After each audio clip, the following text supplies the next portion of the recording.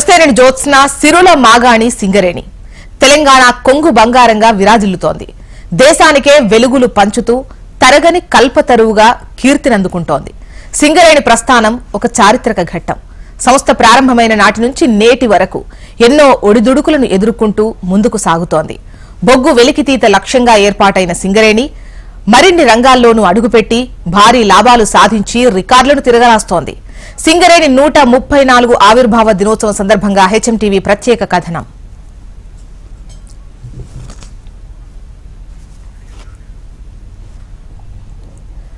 దేశంలోనే మొట్టమొదటి ప్రభుత్వ రంగ సంస్థ సింగరేణి.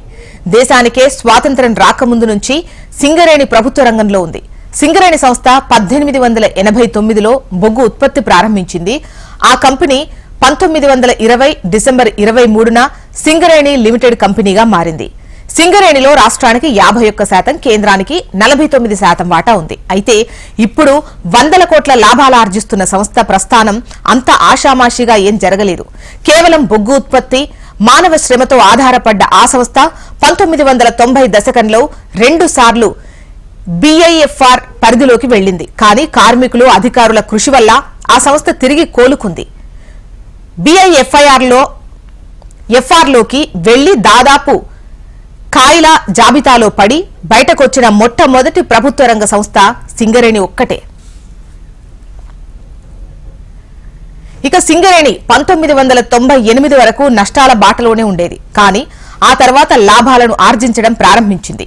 2001-2 నుంచి తన నికర లాభాల నుంచి వాటా బోనస్ ను కార్మికులకు చెల్లిస్తూ వస్తోంది సింగరేణి సంస్థ.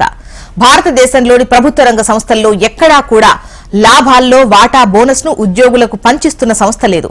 సింగరేణిలో మాత్రమే 2 దశాబ్దాలుగా కార్మికులు లాభాల్లో వాటా బోనస్ గా పొందుతున్నారు. మాజీ ముఖ్యమంత్రి కేసీఆర్ ఆదేశాల మేరకు డిపెండెంట్ ఉద్యోగాల పర్వం కేవలం ఇక్కడే కొనసాగుతోంది.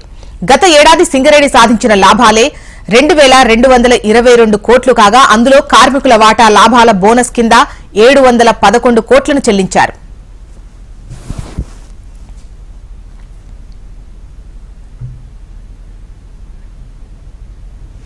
తెలంగాణ ఆవిర్భావం తర్వాత సింగరేణి తన చరిత్రలోనే ఎన్నడూ సాధించని పురోగతిని సాధిస్తోంది.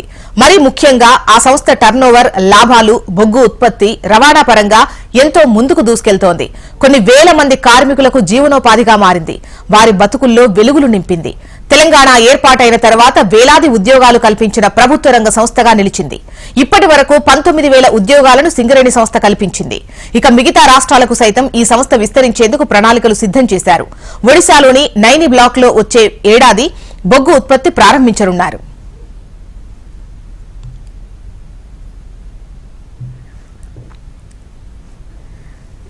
సింగరేణి సంస్థ తన వ్యాపార విస్తరణ చర్యల్లో భాగంగా ఇప్పటికే 1200 మెగావాట్ల థర్మల్ విద్యుత్ కేంద్రాన్ని ప్రారంభించింది. అదే సమయంలో సోలార్ విద్యుత్ రంగంలో సైతం సింగరేణి అడుగుపెట్టింది. ఇప్పటికే 224 మెగావాట్ల సోలార్ విద్యుత్ సైతం ఉత్పత్తి చేస్తోంది. వచ్చే 5 ఏళ్లకు సంబంధించి భారీ ప్రణాళికలు రూపొందించుకుని ముందుకు సాగుతోంది. బొగ్గు ఉత్పత్తి 100 మిలియన్ టన్నులకు పెంచడం కోసం 8 కొత్త గనులను ప్రారంభించేందుకు సిద్దమైంది. 4000 మెగావాట్ల విద్యుత్ ఉత్పత్తి చేయడానికి తగినన్ని ప్లాంట్లను ఏర్పాటు చేసేందుకు ప్రణాళికలు రూపొందించుకుంది. రానున్న 5 సంవత్సరాల్లో సింగరేణి టర్నోవర్ 50,000 కోట్లకు పెంచడానికి సైతం కృషి చేస్తోంది.